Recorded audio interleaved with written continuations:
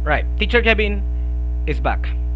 Kamusta mga kaibigan, no? Welcome back po sa ating YouTube channel. Well, naka-experience na ba kayo ng ilang mga clients natin, especially sa ating computer repair business or printer repair or maski kahit ano pang repair business yan, no? Na ginagawa tayong fortune teller. Yes, ginagawa tayong manghuhula mga kaibigan ng ilan sa ating mga clients. Hindi ko alam kung maiinis ako doon o matutuwa na lang mga kaibigan.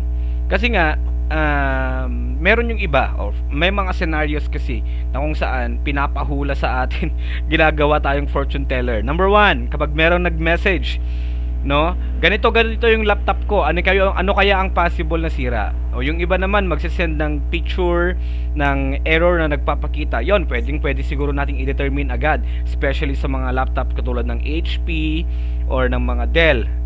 Kapag merong magpakita dun sa may boot,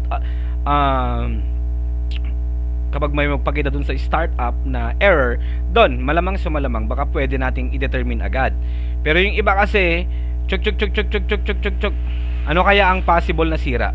Well, to tell you, my dear clients, no, sa repair kasi meron yung specific, especially kapag master na talaga yung technician, meron yung mga unang tingin pa lang malalaman na agad yung error. Meron din naman yung mga inaakala natin na ganito yung solution dyan, pero hindi pala, no?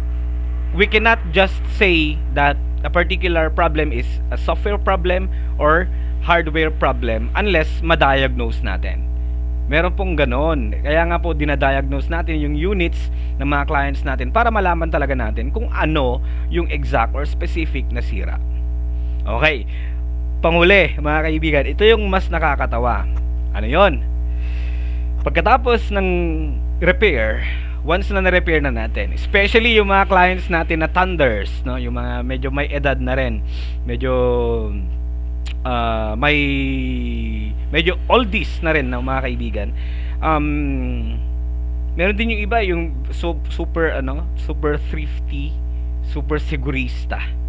Pagkatapos natin ma-repair, tinatanong nila kung hanggang ilang buwan, ilang taon pa daw yung itatagal. Hindi po kami manghuhula, hindi namin alam kung hanggang kailan, no? Ang galing mo namang technician kung alam mo kung hanggang kailan, no?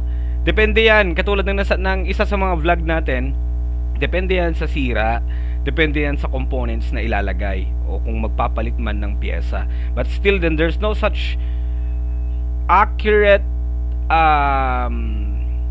hula hanggang sa kung ilang buwan pa, maski estimate lang hanggang aabutin pa ba ng 3 taon.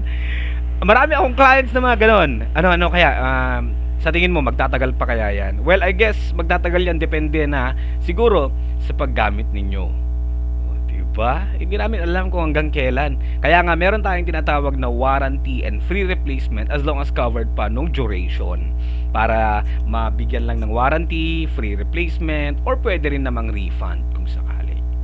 Ginagawa nyo kaming manghuhula, no? Yun lang, share ko lang mga kaibigan, fortune teller na computer technician.